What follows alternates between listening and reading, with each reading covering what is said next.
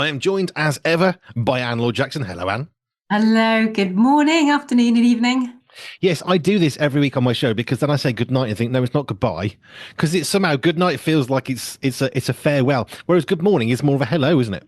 It is hello, it's a lovely thing. It's so funny, but yes, my show starts with good morning, good afternoon, good evening, but not good night, Oh, because there it you are. feels like I'm saying goodbye to them. Oh, That's not well. right. Bizarre English language. Now, how has your week been recently? Because we are now starting to struggle with pollen, which is making me, at some point, if it gets bad, I'm going to struggle. My oldest son is really going to struggle. Pollen, sensory health. I mean, we take antihistamine to try and, because a pharmacist said just keep taking it from this month to this month every day. It builds up a reserve and it helps you through. How can we expect people with sensory health issues that they might struggle with pollen? Oh, that's really it. The whole thing is just really hard. Struggling with pollen is a really good example for those who don't have sensory issues to have some sense of awareness of what it's like for people who do. And for them, it's 24/7, 365 days a year. It's not just in the season of like the hay fever season. So there is a definite sensitivity and understanding and compassion that comes out around this time for those who do have sensory issues, who will they won't have that same allergic response, but their bodies certainly respond in an allergic way to sensations that are too bright, too loud, too soft, too smelly, and all the rest of it. For those who are actually suffering with hay fever itself, it's just a horrible one that we would only use the senses to try and comfort and calm and just support because it's rotten and looking after, if your eyes are streaming, it's looking after your eyes, looking after your nose, just looking and pampering yourself as much as possible to cope with the experience, really. Interesting that it gives us, I suppose, for those of us who would say we have a good sensory health, actually, you're saying hay fever is a really good way of saying that this is actually something of an example of how people struggle. Because I know for me, I don't always struggle with hay fever. Mm. Some crops will make it more affect me than others. I've learned not that long ago. I didn't know that it's actually a severe allergic reaction. We just think, oh, it's a bit of hay fever, but actually, it's a severe allergic reaction in your body to basically a chemical that is like anything that's trying to upset or kill you. It's having a very very bad effect. Hence the snotty nose and the itchy eyes. It's actually a effectively it's a proper full on allergic reaction, although generally isn't going to kill you. Mm. And it is what happens neurophysiologically for us when there are things that come into our systems that we don't know how to deal with. Our body responds in lots of different ways. Obvious allergic reaction to pollen, sensory issues. People can overreact. They can withdraw. Same way, I suppose, others will withdraw into their house because they just don't want to be out in that environment. The parallels between hay fever and sensory processing issues, it's really similar. I'm fascinated that I picked up on something that seems to be quite helpful again. But hey, I mean, how do you help people who are struggling with sensory health if they've got pollen on top? I mean, we're talking about how having hay fever can help us understand what it's like for somebody who's got a struggle with sensory health throughout the year, and we have it when we have sensory hay fever, 3, 6 months, whatever. But you're saying it's quite similar. But how do you help somebody who's already got sensory health, and then on top of that has this basically allergic reaction to the pollen, and then it's going to make I mean, everything just gets worse, doesn't it?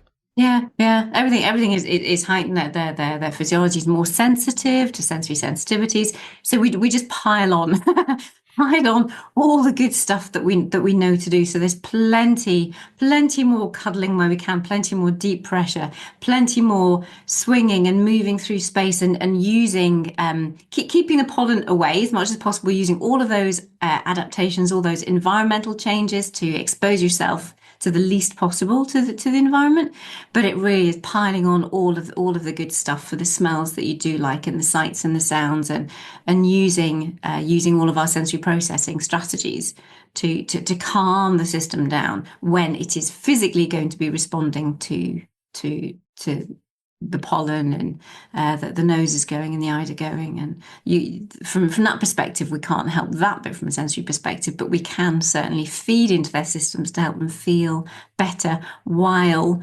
letting it run its course. Well, I guess the other thing is it helps us to understand how can we manage stuff, because if you can't prevent pollen, and you can't unless you live in a bubble, you are not going to stop pollen being an issue. If you struggle, if you're struggling because you can't hold a piece of paper because of sensory health, we've talked about that, you're surrounded by paper one way or another. You're going to have to find a way of managing holding a piece of paper. Maybe you can stick a glove on. I mean, there are things, but I know in the past I've met people who found pollen filters on cars if they're maintained. It gives them some relief, some release. They go and sit in the car, they switch the engine on, they switch the air conditioning on with the pollen filter, and all of a sudden, within a minute or two, they're starting to breathe. Everything starts to calm down. But I'm guessing, in a sense, that's a similar track, isn't it, to some of the things you said? That's something we can understand Yeah. sitting in the car with a pollen filter on, to deep pressure, which makes no sense unless you need it. Well, why would you sit in a car with a pollen filter on? Just get on with your day. But if you can't, you can't. Yeah, that's right. And it's having those little sensory diet breaks as we talk about the things within your day that will help you cope with the day, because you can't take the pollen away, you can't take sensory experiences away. So what do we need to fill the day with? How many times do we need to withdraw and be in our blackout tents and put the sunglasses on, or put the ear defenders on, or just retreat and just have some quiet, or go for a walk in nature? Or how many of those things do you need within your day? It's like how many sits in the car with your pollen filter do you need in order to get through this season? So. There's always things we can do. When I was driving trucks and it got really hot days, many trucks don't have air conditioning. You might be surprised to know this. Most trucks that cost, £500,000 aircon. Nah, you don't need that. You'll cope. So we live and work in these greenhouses, and more often than not, I would find a petrol station or a diesel station somewhere that had air conditioning, and I would go and park up, not on a break, and just have a very big long browse of the of all the things in a really boring petrol station and cool down, because my senses, I guess, I'm trying to apply this into sensory health, but I'm really hot. I'm really cranky. I can only drink so much physical fluid. I need to get out of the greenhouse of a cab, which is basically what it is. And then I would go and find a petrol station which was air conditioned, or a supermarket, and go and browse the milk, because it's cool. Yeah, totally. I was actually chatting with one of the teachers today who we were talking about some of the weighted objects, because you have to be careful with weighted blankets. We have had some people actually die because of the way that they've been misused. Wow. So we were talking about how to bring some weighted objects into school safely.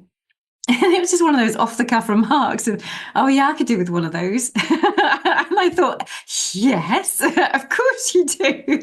Every single teacher, every single one of us needs to have a really good look at who we are, how we are, and think of those little things actually just to have something like a bit of weight on you, just for a little time, maybe when you're having your coffee, or otherwise. It's like, I think we were chatting about the last time, or what, one of our weeks, about having oh, that's right, it was sitting and enjoying your magazine, our Pure Media magazine, and I would want to cuddle up, and I'd have my knees up, so I'd get that proprioceptive experience, and I'd have my tactile blanket, and I have my tactile hot cuppa of something, and then I would sit and have the physical experience of actually moving the pages over one. That's a really lovely moment of sensory experiences, enjoying that. But actually having something weighted on top of that, for some people is just takes them a bit closer to heaven. That they've got it, they put it around their shoulders. It might be something that you stick in the microwave that's heated. So you have a heated, weighted pad on your knees, on your shoulders, on your arms, or yeah, so I don't know how we got there, but yeah, no, weighted stuff. If anybody is listening and wants to get weighted stuff, please just make sure that if you do go and buy something off your own bat, that the individual or you can actually take it off, because that is where we've had the deaths. That people haven't had the capacity to remove themselves from something that has been on them, that has been weighted. Which is the importance I keep on coming back to, speaking to somebody like you who actually knows what's good and what's, let's just say, less safe or less preferable. Put it that way. There are things that are going to be very beneficial, and some things that might help, and other things that, yeah, that's not really, really right, because people have a bit of knowledge and a bit of power. I don't think of myself as a sensory health specialist. I chat to you for, a year and a bit, and I've got some knowledge, but I would never go around saying, yeah, I'll do therapy, because I've got a tiny piece of knowledge, which is I would always defer back to you. Thank you. It's safer. Oh, it is safer, and especially because it's just every now and again I say, "Oh yeah, we had somebody die for that," and people are like, "Seriously?" And it's just like, "Well, yeah." And the vestibular system, it's just like, well, if you want your child to come out and vomit, well, then go ahead, but perhaps maybe listen to how to be sensitive to the movement experiences that you give. That you give them. People kind of almost assume that, oh yeah, we're going down to the play area, play park or the roller coasters or whatever. And for some reason, it's kind of assumed to be part of the experience that people get sick. And it's like, before you get there, maybe just test out what their vestibular system can cope with, because it's a really horrible day. If you've spent all day going to Alton Towers or Legoland or Disney World or wherever, and then you end up with one or two of your family just absolutely being wiped out because of the intensity of the experience. I mean, just on that one, if you're vomiting, it's a body response to a problem, either because it's ejecting something that shouldn't be there, or it's a very bad response to pain, or you've got dizzy. Being sick, whilst it can help you if you've eaten something bad, it's not basically a good thing. No, not something we should look to. Now, having said that, not about the sickness, but if people don't get dizzy, that is part and parcel of some of the therapy that I do, to try and get that registration, try and get the connection between the vestibular system and the brain. So I celebrate when we get dizziness. I'm not celebrating if we get to the stage of sickness.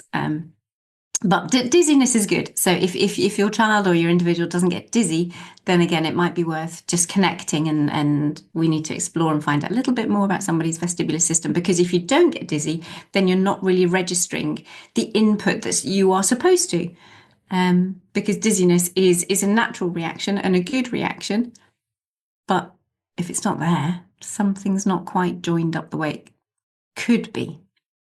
Interesting you make that one because I would say it's good not to be dizzy, but of course, if you can't experience dizziness at all, Mhm. that's something entirely different. I mean, I went on a ride. I forgot, was it? It was in Alton Towers. It was one of these things with lots of dips and stuff, and it's supposed to mimic basically a shuttle launch. That was the thing. You held up in the ground. You drop down. Well, I'm okay so far. Feeling a bit nervous, but then there are a few parts where your stomach kind of is in the air and you're moving away, and it's those sensations. I've never been able to go on since. It sort of destroyed something in me. The fun bit that started was now I almost did throw up. So I don't go on those rides because you know what? If my stomach feels like it's floating, Mhm. I'm not doing very well, which I think is probably quite healthy. I think it is very healthy. Yeah. And I am very curious to see how the astronauts are doing, literally the astronauts that have come down, because what that has done to their vestibular system.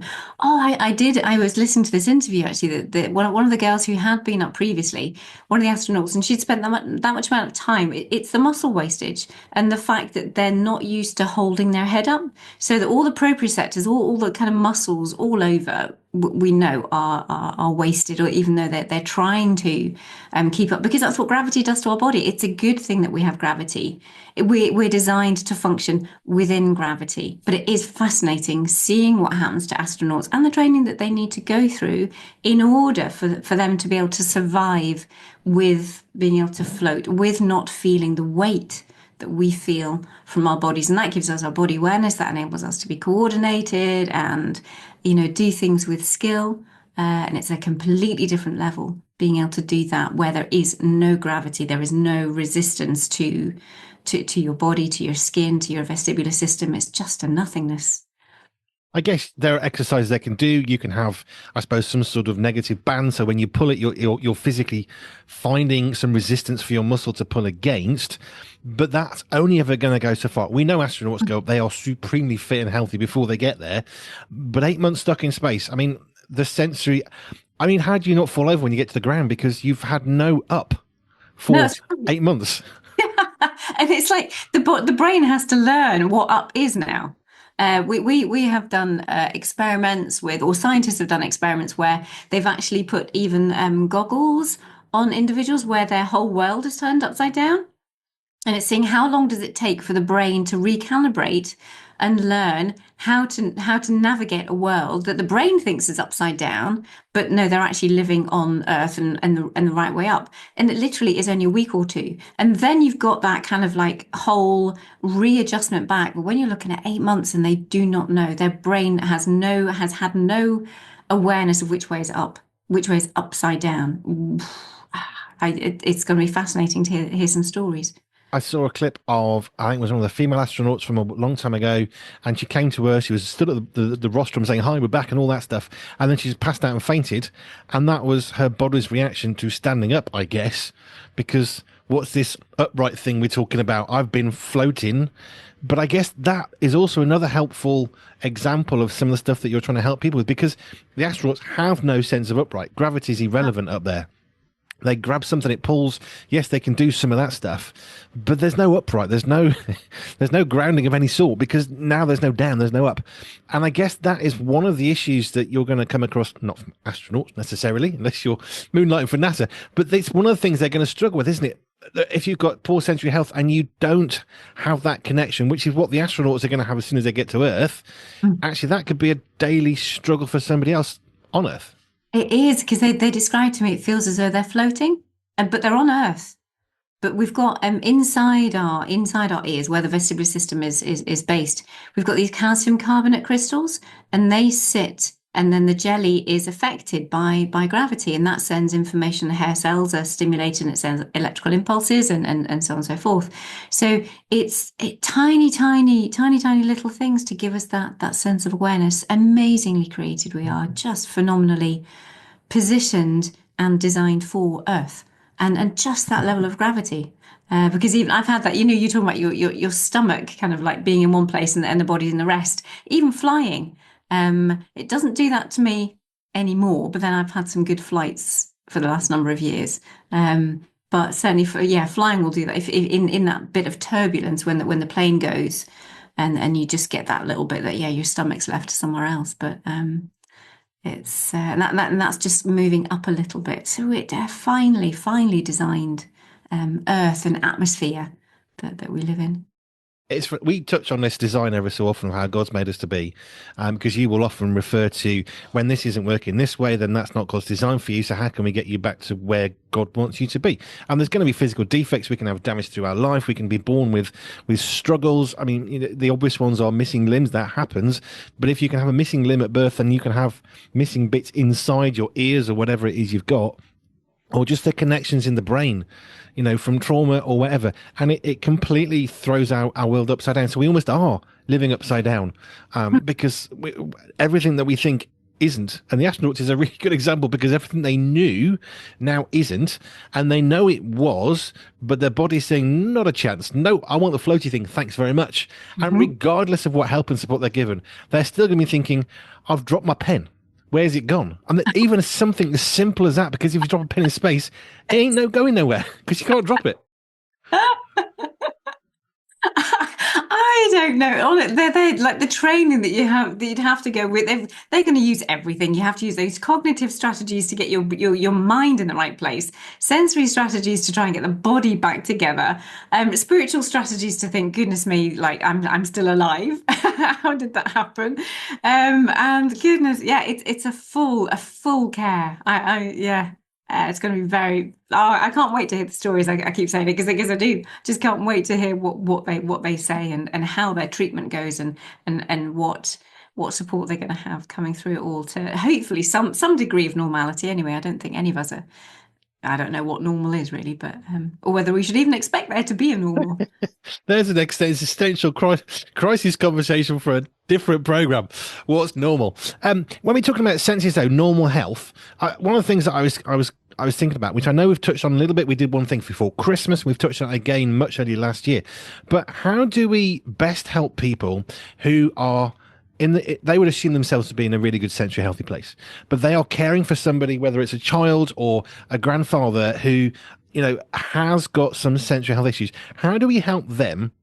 I guess what I'm saying is, how do we help them with basic first aid for their own life in order that they can best help someone, not with their physical struggle, but with the sensory health struggle? I mean, are there any differences between a physical health and a sensory health struggle? In terms of caring for someone, yeah. Oh, in caring for someone. Yeah, you'd go through the same kind of like diagnostic process.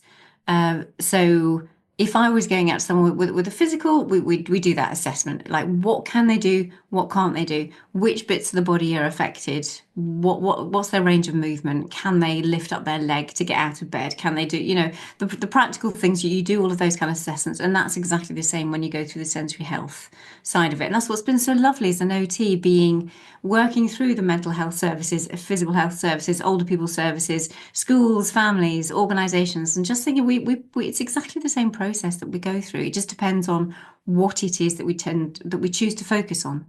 So it is very much then looking at let's break down those senses. And that's what the sensory super system helps people to do. We break down each of the senses, have a look at how it's processing, and I guide people as to all the different elements of what the senses could or couldn't be doing, getting their thumbprint together. And then we put in that plan as to how it's best to bring out the best in them in whatever that looks like for them, whatever age they are, whatever they're doing during their day, whatever their occupation is, whatever their quality, whatever their life is, whatever support they've got. We have to find something that is personal, tailored to them in order for it to work. So I don't deal with one size fits all approaches at all. I never buy a one size fits all hat because it never fits. Hello. It's the size of my brain. I'm sure that's the issue. But this is the thing. We get these one size fits all hoodie or a hat or something. I bought a one size fits all scarf and think, who's this made for? A baby? I mean, seriously, who's made this one size fits all that's so tiny? Because the problem with that approach is as much as it's easy to mass produce it, it's not necessarily going to be helpful to any individuals. And we are all, I believe, deliberately and purposely made on purpose and with a purpose, which means we're all slightly different and we can't just fit into that normal model that we're just slightly joking about, but it is actually an issue.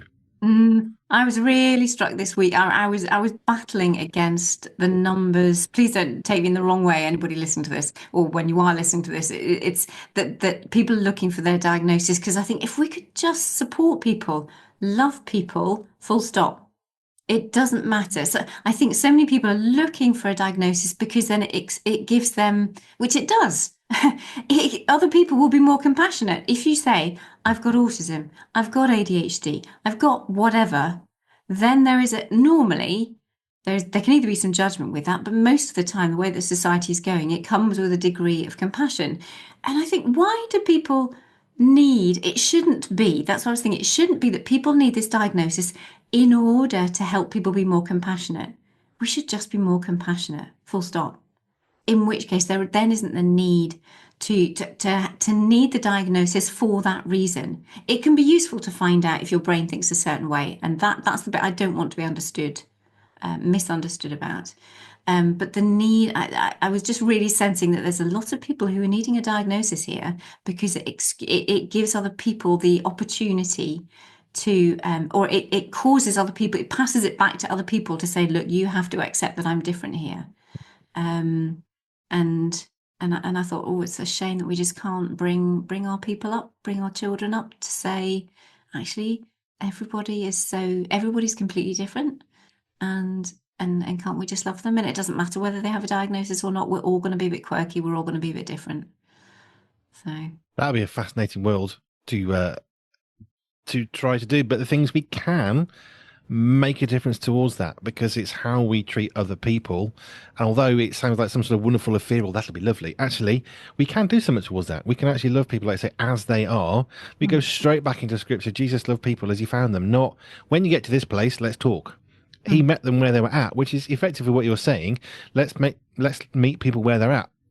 I'm always struck that in France and UK, there's a different gestation period for a baby. One uses 9 months, one uses 40 weeks. So interventions in the UK are higher because they say, oh, that's it, you've got your time. Whereas in France, it's about, 4 or 5 days different. So they don't go suddenly for C-sections and all the rest of it because, well, we've got another 5 days yet. Even that one, I don't know how up to date that is. That one always strikes me, our perception of even something as simple as a pregnancy. It's 9 months. Well, 40 weeks isn't 9 months, actually. It's not exactly the same number of days. So the French system, there were much less intervention from mums because got another 5 days yet. Whereas in the UK, that's it. You're off we go. Let's get the labour started. And even that one, if we were just a bit more patient and perhaps had a slightly different perspective on things and the confidence, which is so important, people in the UK might say, no, I'm not having that actually yet. Thank you. Not advocating, by the way, to not ignore your doctors. Don't go there. But if we were just a bit more knowledgeable with information and less judgmental, it would be massively different. Mm. And that's a really powerful one. I didn't know that, but I can understand that because also it's just, yes, we have scans and this, that, and the other, but it's like when exactly was conception? I don't know that there's lots around that. And when we're talking about days, it's and a day, an extra day in the womb Mm. is it generally, yeah, but then I'm going to be speaking out of turn for me because it's just like, yeah, you then get bigger babies and then you have an issue because of like all the delivery side of it. So yeah, I'm not going there, but I think yeah, that's yeah, good to be aware of. Not a midwife, just saying, or medically trained in any way. But I just think it's interesting that we have, like you were saying, if we, rather than someone saying, yes, I've got autism, there's two things. One, that we've talked about this before, we've touched on it quite a few times. It can be an excuse to batter someone, I've got autism, so you must, which isn't going to win you friends and influence people. It's just going to put people on edge. If Mm, you have got autism, yeah, okay, let's be understanding. But I think what I love about children, especially the youngest children, toddlers, they just play with people. You're my mm, friend. Let's have a play. Why have you mm. taken that? I don't like you now. Not I hate you. You're wrong, or you're evil, or what's wrong with you. Just give me the toy back. And actually, we lose some of that childlike beauty as we get older. Childishness, yes, we can lose that. That's fine. But again, the Bible again comes to our help. We need to have a childlike faith and we need to have a childlike approach to people where we love them as they are rather than saying, well, here's my little tick box and you've got 4 out of 5. So let me know when you get that fifth box ticked and then you can come back and talk again. Whereas a 2-year-old doesn't have that list because they can't hold the pen yet. They just care about the person, which is what you were saying. Which is beautiful. I remember seeing a post and it was gorgeous between these two boys that are dressed. They're tiny, tiny. It must have been 3-year-olds, something like that. And they had their matching checked shirts on. One was a white boy, one was a black boy, and they said we could be twins. And it was just that sense of there was no distinction between skin color. He said, "Oh, these, we could be twins," and it was just like, how gorgeous that is how it should be. That beautiful childlike. I see you as a person, and I really like you, and you look like Mm. me, and I look like you. Obvious differences, but the humanity was just beautiful. But the difference is that people see they didn't care about, which is kind of the point of what you're making, rather than saying, I need to have a diagnosis for autism because and everybody will understand me better. Mm, Well, actually, probably not in a sense, because unless they have a real understanding medically of what autism is and how it affects your thinking, your interactions, and sensory health and physical health, it may actually not be as helpful as you might want it to be, perhaps even as it should be. Although I don't like the word should, that's a guilt thing, isn't it? But actually, sometimes the diagnosis isn't maybe what we need, but it, like you say, it can help us in a sense that I understand what's going on. When I was told I was having severe palpitations, it didn't help me at all. I was no further forwards. It didn't help me medically. There's nothing they can do apart from surgery when it got really severe. But knowing that I was having severe palpitations didn't help me. Being told I didn't have the condition of atrial fibrillation. Great, thanks. Well, what is it? mhm, It's not always going to be the thing that we desperately think is going to provide us that peace and mhm, that satisfaction, that closure, which is I love that American phrase of closure. It doesn't give us that, which is why it's best to be more content with the world that we're in. mhm, mhm. I think the more support we can give to help people be content in the world that they're in, that's what it comes down to. Excuse me. Which is where it comes to you. Just give us a quick overview then, as we come towards the end. Just reminder how do you help people in a kind of a really simple way? What is it you're actually doing day to day, week to week, month to month that can enable people to more ably live and enjoy the world they're in? Mm. When they know who they are, it's finding out who they are. And who doesn't want to know a little bit more about who they are and what makes them tick? So we explore the very foundation. So I help people explore the very foundations upon which everything else that is human is built upon that. And we look at where there are issues in their life that they'd like to be more confident in, or they'd like to be a bit more coordinated in. They'd like to be just a bit more content with what's going on and be less anxious and be less stressed and be less frustrated and be less exhausted. Those are the kind of main negative things that people want to get out of. So that's what we do. When we explore the senses, we assess the senses and we find out what are the areas in their life that they're not doing as well as they would like to. And that's when we can put in treatment strategies, management strategies, simple things, big things. Things can change overnight. Things sometimes take weeks, things sometimes take months. But it's just getting people to a good place where they can actually do what it is that they want to do in life, underpinned by good and much, much better sensory processing and integration. I've got a very good live example of how we can help others. So I just coughed a minute ago, which was a bit unexpected. And then somebody, I didn't need to say, can I have a diagnosis? I've got a dry throat. Someone heard me cough and brought me a glass of water. And all of a sudden, I could feel my senses calm down because I'm supposed to be leading a good conversation. It's a big deal. And this water arrived. And yet I immediately relaxed. And I will say thank you to that person later. But they brought me a glass of water. That's just a glass of water while I'm coughing, which is just random, one of those things. But that's what we can do for other people. We can bring them that glass of water. We can bring them a pair of gloves or a pair of tongs so they can hold a piece of paper, for example, off the back of one of our ones. But it can be really simple to help someone. And water, there's a beautiful thing, obviously, in scripture when Jesus is saying, if you gave a glass of water, there is something also really powerful about water. Yeah, we are 70% water, and what it does do, it absolutely calms the senses. It's an amazing thing. This water is a phenomenal, phenomenal thing that we've been given. So just to hear you say that, it's just like, yeah, something as simple as that reduces arousal levels, helps the brain just connect and process better. And therefore, when you're processing better, you're able to function better. Bring somebody a glass of water. Who knows how much of an impact you can make in their life? And thank you. I never knew we were going to go into space with this conversation, but hey, that's why I love these. It's not random at all, but I love where we can end up. Mm. Yeah. Gravity is good for you, and so is being dizzy. But if you're getting dizzy all the time, that's not so good. And there is a balance, and that's where you need someone like Anne. And thank you. What have you got coming up in the next week where you're thinking, oh, I'm looking forward to that? Schools, more schools are connecting, which is really lovely, to find out how it will help support them, all their school staff, whether they're parents helping in the schools or their teachers, to help get them trained up in sensory integration and processing. So yeah, really looking forward to that tomorrow. Fabulous. If you want to connect with Anne in any way, all you need to do is to go to our website, pure247radio.org, pure247radio.org/ALJ for Anne Laure Jackson. Thank you very much. Thank you. Great to see you.